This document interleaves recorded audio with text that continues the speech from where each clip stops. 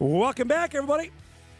Wednesday morning edition of Hot Mic rolls on the eve of the 2A state basketball. Can I still call it the Super A? It's still the Super A to me. You'll see it here on Extra and on WDAY2 tomorrow. Our coverage starts at noon. I like that. The boys playing a little bit earlier. Those games are at the Shack. They'll be on WDAY2. Extra will have the girls' games at the Dome starting at 1. Semifinal Friday. All those games are on WDAY. And then Championship Saturday begins at 6 o'clock on WDAY. You know, yesterday we got the heads up on the, I don't know, it's not unfortunate. It's just the anniversary of basically when the world stopped. And unintentionally, I texted our next guest, and I was talking about him yesterday about we'll never know about the 2020 North Dakota Class A boys semifinals because those were set up to be two dynamite games. And welcome back to the show. Bismarck boys basketball head coach Jordan Wilhelm joins us, which I'm not trying to put you in a down mood, but that was so odd. You guys played, I remember that you played the first game that day, and that was it. You guys didn't come back, and we'll never know. Those four semifinalists was you guys, Davies, Cheyenne, and Jamestown, and that could have been a hell of a Friday night, man. Yep, there's no doubt about it. We're excited about it. I'll never forget it as long as I live. My youngest son was like 2. He and I were taking a little nap in the afternoon in the hotel room, and I had my cell phone on my chest because I was just waiting for the call after all the news that was going on across the country. I just knew as soon as I felt my phone vibrate that it was Scott Newstead, our AD, and as soon as I saw it, I'll never forget that vision. But you know what? It's 2025. We're ready to rock and roll this weekend. It's just crazy to think about all of that stuff. It seems like it was 5 years ago, and the other part to me sometimes it seems like it was 20 minutes ago on a lot of that. But it's great to see. I really appreciate the time. I'm going to get to your team in a second. I know how much Trace and Eaglestaff means to your team, to Bismarck. I texted you Friday night when I was in Sioux Falls. I know you were playing that night. 51-40 in 2 separate games, man, is pretty special. And now he's got a chance to go earn some money at a pretty big school. Yeah, I'm honestly couldn't be more proud of him. Just watching his growth over the years from a freshman playing freshman hoops to a sophomore, being an all-conference kid to being a 2-time first-team All-Stater to being our first ever Mr. Basketball, getting that Division I offer in February of his junior season to everything that's come along with it. Watching the ride. I bet you I've watched probably 90% of his games since he's been in college, and seeing the growth and maturity that he's even had over the last 3 years. Like as a freshman coming in and coming off the bench and, not really defending and not being as good a rebounder as he needs to be. And you could just see that, he'd have some big games and then other games, not so much. And then earning that starting role as a sophomore. I thought he should have been all conference last year. I didn't understand it. But it is what it is. And then watching him kind of go through the whole process as a sophomore, even because, that transfer portal is appealing to everybody. And even after a sophomore year, making those decisions. And I think, after sitting down with Coach Sather and really thinking about things and coming back for his junior year, I think it's the best decision he could have made because, man, did he have a big year this year. The game in Bismarck that they played earlier this year, UND, how big a deal was that, Jordan, for him to I talked to him this summer about when it got scheduled. Like, yeah, we want to do this. How big a deal was it earlier this year? It was such a cool event. I mean, having DSU come out and meet him in the middle and, there's a good crowd that night. Yeah. I wouldn't say a great crowd because I think a lot of people were kind of confused at what it was because we've never really had it before. Right. I hope it's something that they plan moving forward and do it more often. I think it would be a bigger deal. But there were a lot of people there excited and honestly, probably most of the crowd there to watch Trace. And, he put on a show. He played awesome. And after the game too, they did a really cool ceremony for him. They did a blanket ceremony and had his whole family on the court. And it was just a really neat moment for him to be on the stage and get back in the Civic Center where he scored a whole lot of points in maroon and white. But to be able to see him wearing the green and black that night was pretty cool in that court. Which now we'll just wait to see what happens next because it's going to be fascinating to see where he ends up. Where you end up or back at the state basketball tournament. Tell me about this year's squad and where you maximized, you thought, what you could potential-wise when you first started practicing back in November? Well, Dom, it's been an interesting year for us. we expected, when you look at your season last year, coming back to this year, we won 2 state tournament games last year. We took Cheyenne down to the wire. Yep. Thought we gave them their best game of the whole tournament. We had a shot on the rim under a minute to tie it up. Really proud of last year's team, but coming into this year, probably our second and third best players from a season ago, being Jack Schaefer and Weston Scott, we expected to have back this season. And then Big Jack, decides to graduate early and head out to Washington. Yep. And I didn't blame him for it. I was excited for it. I sat him down before he left and tried to talk him into, like, you sure, it's your senior year? Come on, man. Like, and then Weston Scott, who was our super freshman last year, there was a lot of nights he was our best player. Coming back this year as a sophomore, he broke his foot, had a Jones fracture surgery, third practice of the season, comes back, plays 2 games, and then fractures his other foot. So, dealing with adversity has definitely been a theme for us this year.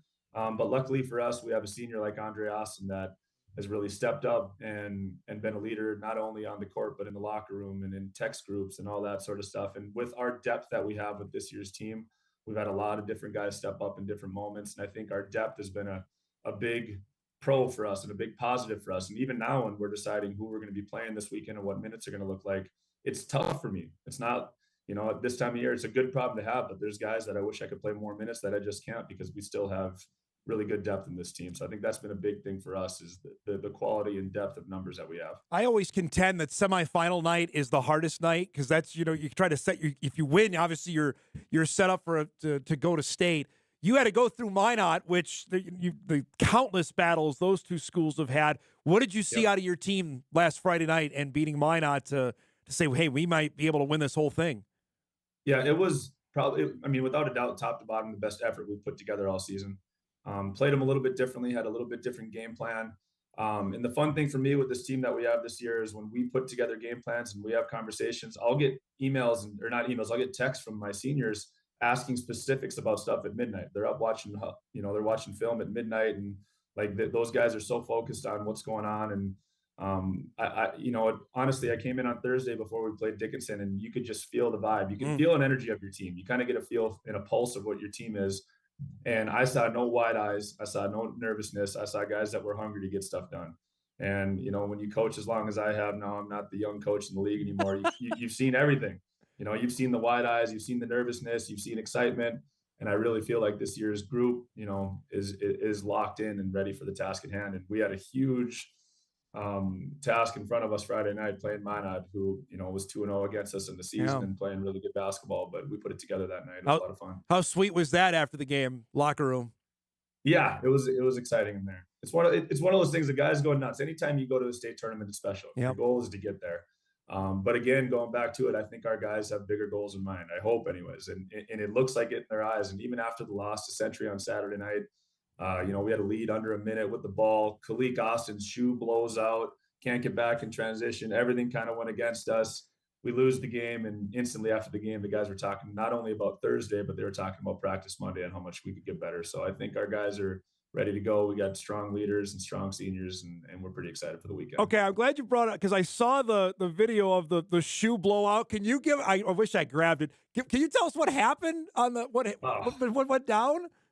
Well, I'm just glad that it wasn't an injury. Yeah. Because when it happened, I thought it was an ankle or a knee or something. And Kalik, Andre's little brother, a freshman, has had an unbelievable season. He was an all-conference player for us this year and hit 3 threes in the second half against Century and was just playing like an absolute dude as a 15-year-old freshman.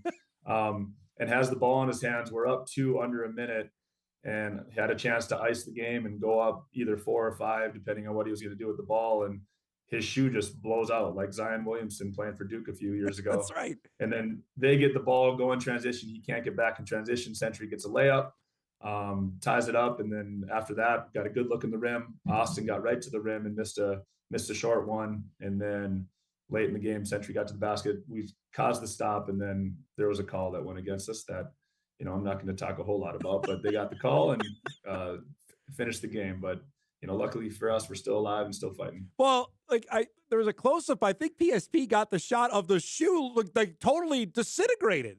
Yeah, my guy Dallas Hansen on the PSP network, he was doing some sideline reporting, and he got Kalik's shoe right away and he put it up on the screen. And then he even took his microphone and put it up against it like he was going to interview it. definitely some comic relief for me. I more wanted to take the shoe and throw it into the I stands. I bet was you mad would. that it I was bet you busted. wanted And to. they weren't cheap shoes either. They're Kobe's. These guys aren't wearing cheap shoes nowadays. No, They're man. wearing quality shoes. So I don't know what the heck happened. So, I mean, off of that, you got to feel, I know you want to win the game, but you got to feel pretty good. Like, okay, we're trending in the right direction for what could potentially happen starting tomorrow. Yeah, obviously, when you start the season, your goal isn't to win a WA championship. Like your goal is to win a state championship. Your goal is to put a banner up.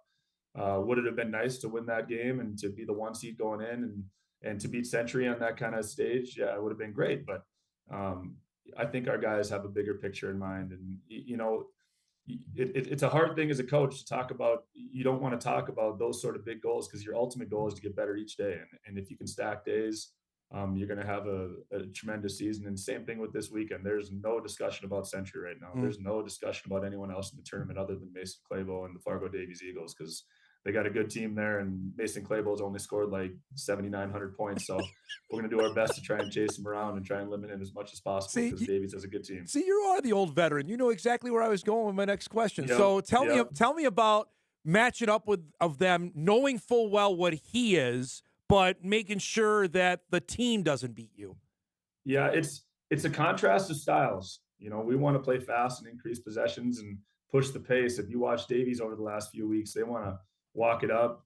They want to run their power triangle. They want to play through Mason. It almost reminds me of you look back here, the mid 90s Bulls, where they're trying to get the ball to Jordan in the short corner and at the high post. And, they're big and they're physical. They're they're the best offensive rebounding team in North Dakota. So we're going to have our hands full, because I start two guys that are 5'10" and below, and we play a lot of little guys, and they're 6'5", 6'6", and 6'8". So we're going to have our hands full on the glass. It's going to be an interesting matchup and a contrast of styles. And with a kid like Claybo, you just never know. So when you've scored that many points and played at that high a level for what feels like 15 years in the league, we'll have our hands full. But we're excited for the opportunity for sure. Okay, you got me thinking now, like in terms of seniority, where are you in the WDA? There's only a couple ahead of you, right? It's crazy, man. It's crazy. Dean's ahead of me. Dean and Darren, right? For a long time. Darren's been coaching since 2010. Me and Danny Glauser came in the same year. Okay, Dickinson. Okay. And then, Jason Horner got hired a couple years before me, but they weren't varsity eligible until 2016. Right. So I think I'm number 3 in the West region now, which is insane to think. And now, even you look across North Dakota, I'm right up there in North Dakota, because, with Hendrickson now being done. Yeah. That's another guy that's been doing it for a long time that's out. So I remember my the student teacher that I was with when I student taught telling me, you don't get to be the young guy very long. He wasn't lying. Before I let you go, the 8 teams that are here, is there a defining trait? Is there something similar about all of them, or is everybody a little bit different, including your squad, that we're going to see here tomorrow? Tough to say. I think that the DNA of each team, everybody kind of plays a different style. Like Dickinson High wants to play fast and fire threes, and West Fargo wants to just play that half court in your face defense and fly around. I already mentioned our style compared to Davies' style. I think that's what makes basketball such a unique sport, is everybody has a different style. And I think no matter what you do, anything can be effective if you have belief in a locker room. And when you have guys that are fully bought in, like you could play the slowest pace or the fastest pace, you could play a press or a zone. It doesn't matter what you do. It's if you have that buy-in. And obviously the 8 teams that are here were able to get their kids to buy in and believe the most and do the little things the longest. And, I'm grateful that we're one of those 8 remaining, and we're going to do our best on Thursday to be a part of the 4. As head coach, who's been the toughest player for you to game plan against? Anand Moody. Yeah. It's a good one. I remember playing Dickinson when he was a senior, and we not only blitzed him with 1, we blitzed him with 2. We had 3 guys on him the entire night. We got done and we won that game. And I remember looking at my staff being like, man, we did a good job on Moody tonight. He had 34. It was just his shot making ability. It's hard to just say 1, because, we matched up with AJ Jacobson in the finals in 2013. There have been Derek Dissett was an absolute animal. Monster. I could go down the list. Only Tommy Oneman last year. How do you guard Tommy Oneman? There's so many guys, but the first guy that jumps to the top of my mind is Moody, because I just lost sleep over trying to match up with him. And somehow his record is gone after 6 years, which is ridiculous. Insane, I thought that was going to stand for a little bit, and it's gone. Insane. It's great to see you, bud. Thanks so much for the time. I'll see you here in town tomorrow, okay?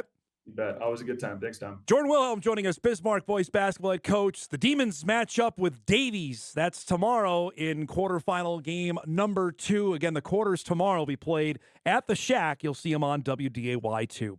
We're overdue for a break. We'll get caught up here. Dave Richmond coming up in hour 2. Bison men's basketball head coach on the end of the North Dakota State season. That's coming up as we roll on a Wednesday morning. We're back after this.